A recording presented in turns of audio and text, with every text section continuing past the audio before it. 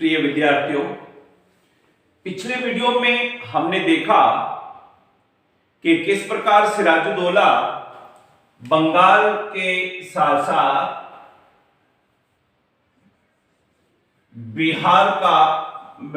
पहले बिहार का शासन प्रबंधक बना, फिर शुजाउद्दीन के बेटे सरफराज खान को 1740 में गिरिया के युद्ध में हराकर अलीवर्दी खां बंगाल का नवाब बन गया।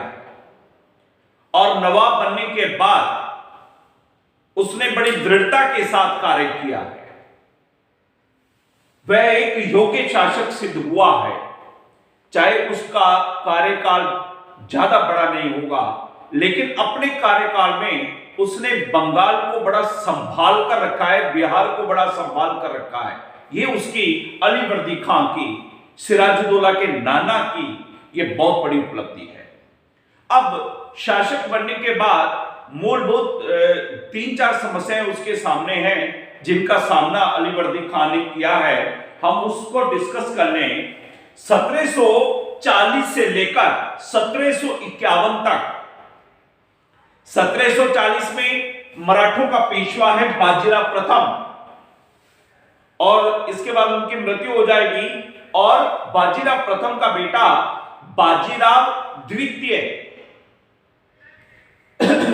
पेशवा बनेगा,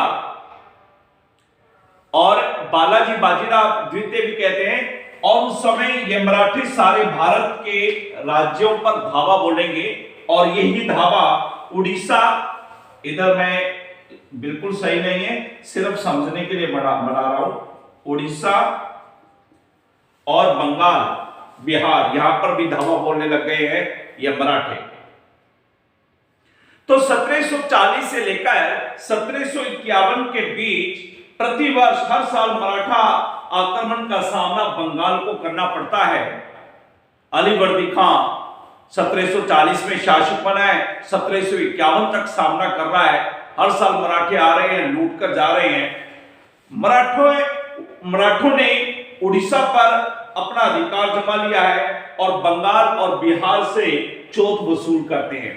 चौथ में क्या है, मोटे शब्दों में समझिए कि बंगाल है, बंगाल राज्य की आमदनी साल भर की जितनी है उसका चौथा हिस्सा, वार्षिक आय का चौथा हिस्सा की डिमांड ये मराठे कर रहे हैं। तो ये हर राज्य किससे वसूल करेंगे, राजस्थान से भी, मालवा से भी, हर राज्यों से वसूल करेंगे। तो मराठे करते थे।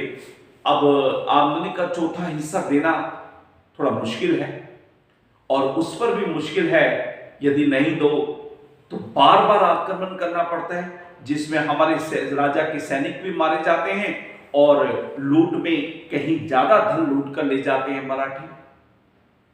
अलीवर्दी खां मराठों से बड़ा परेशान है 1740 से 1751 के इस पीरियड के दौरान। अतः इन आक्रमणों से तंग आकर जून 1751 में अलीवर्दी खां ने मराठों से समझौता कर लिया। याद रखें, जब आप कमजोर होते हैं तो झुक जाने में फायदा है। आप समय लीजिए, अपने आप को ताकतवर बनाइए। जब आप ताकतवर हो जाएंगे तब आपको कोई नहीं झुका पाएगा, फिर आप आगे पीछे का पूरा हिसाब पूरा कर सकते हैं। इसलिए जीवन में फ्लेक्सिबिलिटी बहुत जरूरी है। जून 1751 में अलीवर्दी खां ने समझौता कर लिया, मराठों से कहा कि मैं 12 लाख रुपया आपको सालाना दूंगा, वार्षिक चौथ के रूप में दूंगा। और स्वर्ण नदी यहां बहती है, स्वर्ण नदी को मराठों और बंगाल के बीच में सीमा रेखा मान लिया गया कि इस स्वर्ण नदी से इधर मराठे आक्रमण नहीं करेंगे। यानी कि अपने राज्य की सुरक्षा पर अलीवर्दी खां ने पूरा ध्यान दिया है। चलिए, दोनों में एक तरह से शांति हो गई है, मराठों से तो हो गया, लेकिन बड़े ही शातिर लोग भारत में उस समय विद्यमान हैं।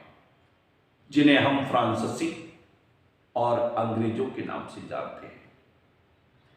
और अलीवर्दी खां इस बात को लेकर बड़ा ही सतर्क रहा कि यूरोपीय व्यापारिक कंपनियां, यूरोप की जो व्यापारिक कंपनियां भारत में आ गई है और अब बंगाल में भी उन्होंने अपने पैर जमा लिए हैं, व्यापार कर रही हैं, ये व्यापारिक कंपनियां बंगाल की राजनीति में हस्तक्षेप न करें। प्रिय विद्यार्थियों, मैंने हमेशा ये आपको समझाया है कि घर मंदिर होता है, उस मंदिर की पहली सीढ़ी पर कोई गलत आदमी प्रवेश करता है तभी उसे टोक दीजिए, वरना वो दूसरी तीसरी सीढ़ी और फिर दहलीज लांघ कर घर में अंदर जब प्रवेश कर जाता है, गलत व्यक्ति को घर से बाहर निकालना हमारे लिए मुश्किल हो जाता है। पहले ही कंट्रोल कर दें।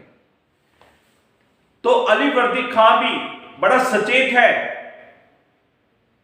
और इसके पीछे कारण है, इसलिए वो चाहे अंग्रेज हो या फ्रांसीसी, इन्हें बंगाल की राजनीति में हस्तक्षेप करने का मौका नहीं दे रहा है। क्योंकि जब प्रथम और द्वितीय कर्नाटक युद्ध हुए थे, ये नक्शा पूरा सही नहीं है और पूरा बन भी नहीं पाया, यहां पर कर्नाटक है, कर्नाटक के प्रथम और द्वितीय युद्ध हुए थे, उस समय इन अंग्रेजों और फ्रांसीसियों ने क्या किया था? राजा की परवाह नहीं की, आपस में लड़े, राजा का नुकसान किया, कर्नाटक के राजा का, नवाब का। इसलिए अलीवर्दी खां उन घटनाओं से परिचित था। इसलिए जब कर्नाटक में फ्रांसीसी और अंग्रेज पैर जमा रहे थे तो बंगाल में भी संभावना थी, दोनों की बस्तियां पास पास हैं, अंग्रेजों की और फ्रांसीसियों की, यहां भी वो लड़ेंगे, लेकिन अलीवर्दी खां ने अपनी योग्यता से उन्हें लड़ने नहीं दिया, इसलिए शांति रही।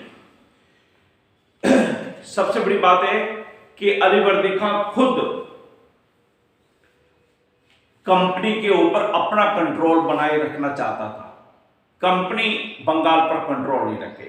चलिए, हम सिराजुद्दौला को डिस्कस कर रहे हैं और यहां यह ध्यान देने वाली बात है कि अलीवर्दी खां के कोई बेटा नहीं है, पुत्र नहीं है। अलीवर्दी खां, मैंने आपको पहले कहा, उसने अपने नाती सिराजुद्दौला के जन्म को शुभ मानकर 1732 में ही उसे अपना उत्तराधिकारी घोषित कर दिया था, जब बंगाल के शासक नवाब शुजाउद्दीन ने उसे बिहार का शासन प्रबंधक बनाया था, मैंने आपसे कहा था। तो पुत्र नहीं था अलीवर्दी खां के, 3 पुत्रियां हैं। सबसे बड़ी बेटी घसीटी बेगम, जिसका नाम है, जो कि ढाका के शासक को ब्याही गई है, जिसका दीवान है राजवल्लभ, और एक ढाका के शासक को, दूसरी पूर्णिया, बिहार में जगह है पूर्णिया, मझली बेटी, बीच वाली बेटी पूर्णिया के शासक को ब्याही गई है। जो सबसे छोटी बेटी है, जिसकी शादी पटना के शासक के साथ हुई है, बिहार की वर्तमान राजधानी पटना के शासक के साथ हुई है, उसके एक बेटा है सिराजुद्दौला। और जो मझली बेटी है, जो पूर्णिया के शासक के साथ ब्याही गई है, उसके भी एक बेटा है शौकतगंज या जंग। जो बड़ी बेटी है, ढाका के शासक को ब्याही गई है, घसीटी बेगम जिसका नाम है, उसके कोई बेटा नहीं। तो कुल मिलाकर ढाका वाली के कोई बेटा नहीं, पूर्णिया वाली के शौकतगंज है और पटना वाली के सिराजुद्दौला बेटा है। सबसे बड़ी बात, पुत्र तो अलीवर्दी खां के कोई है ही नहीं। जो 3 दामाद हैं, उनकी भी मृत्यु हो चुकी है, तीनों दामाद भी नहीं है। इसलिए अलीवर्दी खां के सामने 2 ही विकल्प है, या तो शौकतजंग या सिराजुद्दौला, किसको अपना उत्तराधिकारी बनाए। क्योंकि जब सिराजुद्दौला का जन्म हुआ तब उसकी लॉटरी खुल गई, बिहार का शासन प्रबंधक बना था अलीवर्दी खां, इसलिए उसने सिराजुद्दौला को ही अपना उत्तराधिकारी मान लिया था।